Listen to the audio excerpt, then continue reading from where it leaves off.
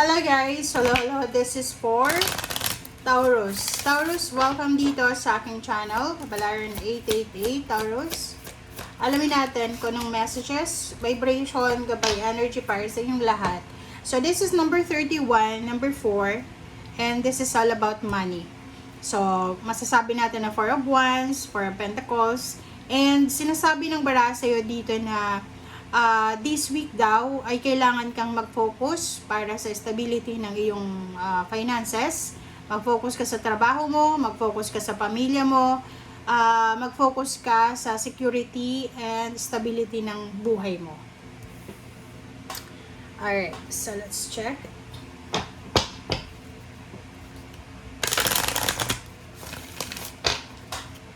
Okay, this is for Taurus.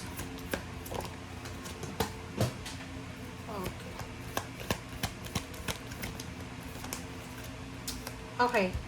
A fiery climax approaches. Full moon in Aries. Guys, nangyari na to eh.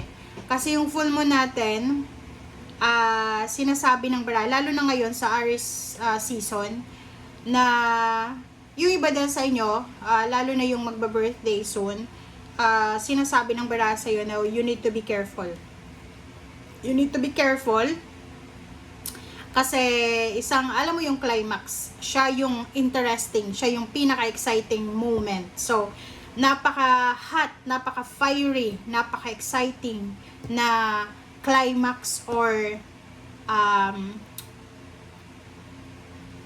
eto na talaga, yung pinaka-interesting, anong tawag doon? Exciting na part sa buhay mo. Okay? Kumbaga, papasok ka na sa napaka-exciting na part sa buhay mo. Alright.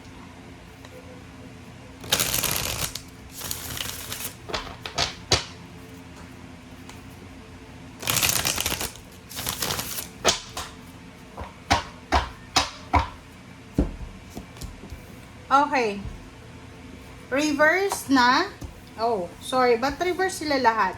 Okay, Taurus. Reverse na 3 of Pentacles, 6 of Wands, 7 of Pentacles. Lahat sila reverse, guys. Sorry pero makikita mo na sa ilalim na hindi naman siya Okay? Oh, lahat siya reverse. Okay, so dito sa baraha mo, sinasabi ng bara sa'yo dito na since reversal siya, sabihin na natin na medyo nega yung message mo. Pero, depende naman yon sa kung sino yung nanonood. Okay? So, unang-una, doon sa mga Taurus na you're looking for collaboration and partnership. Like, kakampi.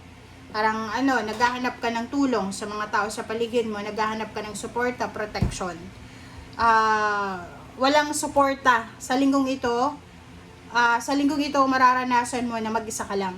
Mag-isa ka lang, feeling helpless, feeling hopeless, wala, scared, takot ka.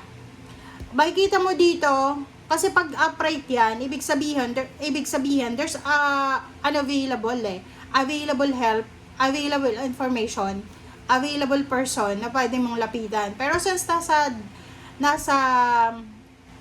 reverse siya, so ibig sabihin, yung mga tao na dating tumutulong sa'yo ay pwedeng hindi ka na tutulungan. Pangalawa, posibleng gumawa ka ng desisyon sa linggong ito na hindi mo pag-iisipan. And second is 6 of Wands, victory. You're assuming victory or you're manifesting victory. And this week daw, walang victory na mangyayari sa'yo. Maybe you're claiming for salary increase, higher position, or any appreciation, but walang appreciation ka na makukuha. Ang nakikita ko sir dito, since naka-reverse siya, kasi kung upright siya, there's a positive public recognition. Pero sa linggong ito guys, hindi ko alam, this is the fiery climax hot, parang interesting climax na pwedeng mangyari sa'yo na maraming mga tao yung i-judge ka. Okay, maraming mga tao, Taurus, ang i-judge ka sa linggong ito, nasasabihin nila na masama kang anak, tamad kang empleyado, ganito. So, if you are expecting parang anong tawag dito?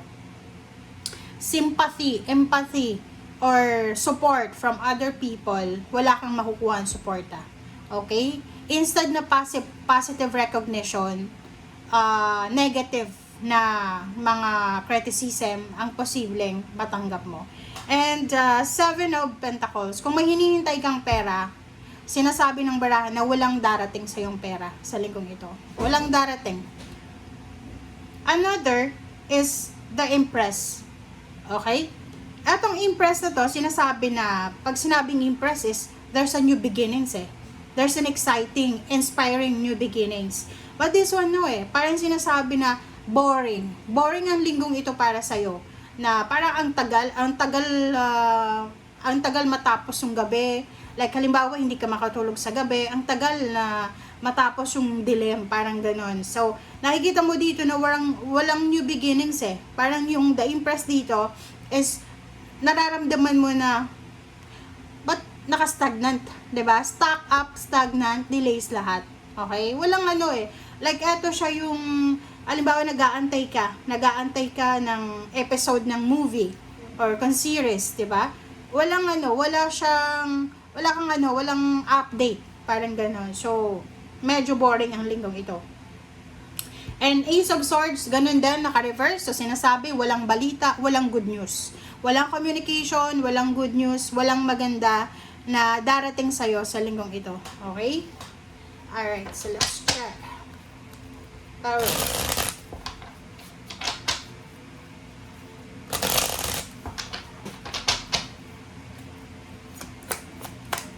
Okay, puro siya reversal. So, tingnan natin sa Three of Pentacles. Oh. Three of Pentacles, sinasabi ng bara sa'yo dito na sa linggong ito, napaka-importante na kontrolin mo ang pera mo. Kung may pera ka, kailangan mo siyang itago. Parang gano'n. Kontrolin, mag-ipon, magtipid. Yun yung sinasabi ng bara sa'yo. Okay. Reverse na. Six of Wands.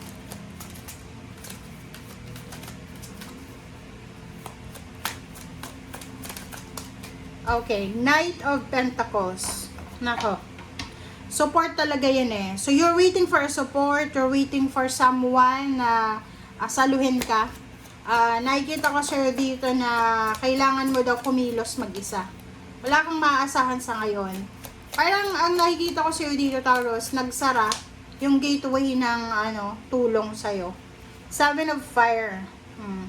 Sabi ng bara sa'yo dito na ano man daw ang mga delays, hang-ups, kasi pera. Maybe you're waiting for a promotion, for a lump sum of money, for a sweldo, and pwedeng hindi siya dumating. So, kailangan mo dito ng sobrang pasensya. And pwede kang ma-lay off, ma-terminate sa trabaho. Okay, Eight of Air. Sabi na eh. Ito yung overall message ng baraha mo. Sinasabi na nasa stagnant ka. Tulad nito, naka-reverse yung The Empress. Sabi ko nga sa'yo, medyo boring yung linggong ito para sa'yo, na walang movement eh. Na stagnant ka eh. It's either wala kang trabaho, nasa bahay ka lang, nasa kwarto ka lang, wala kang pera, walang tulong, wala kang communication, walang way out. Yun yung nakikita natin dito. Okay, next is Ace of Swords. Okay, Ace of Swords is Wise Counselor, number 5. So, belonging. So, sinasabi ng bara sa'yo dito na kailangan mong magbalik loob sa Panginoon. Kailangan mong i-prioritize sa linggong ito yung spiritual mo. Kasi this is, parang sinasabi ng bara sa atin na minsan, Taurus, ang akala natin, kaya na natin yung lahat. Ang akala natin, kaya natin kontrolin ang sitwasyon. But, sa totoong buhay talaga, wala tayong control dito. Kaya nga, 'di ba? Nakikita nyo yung iba na mayayabang, 'di ba? May mga taong mayayabang na binibigyan sila ng Panginoon ng pagkakataon para makapagbagong buhay. But pag hindi 'di ba? Hindi tumitigil yung pagiging mayabang, pinipitik talaga yun eh, para maging humble siya. So, ang nakikita ko sa'yo dito, hindi ko alam kung anong situation meron ka, but nasa ano ka, nasa test season ka ngayon. Nasa ano ka, yun nga sabi dito, medyo fiery siya, medyo mainit, medyo malungkot, medyo nakakagalit yung situation mo. Okay? Thank you guys. Bye!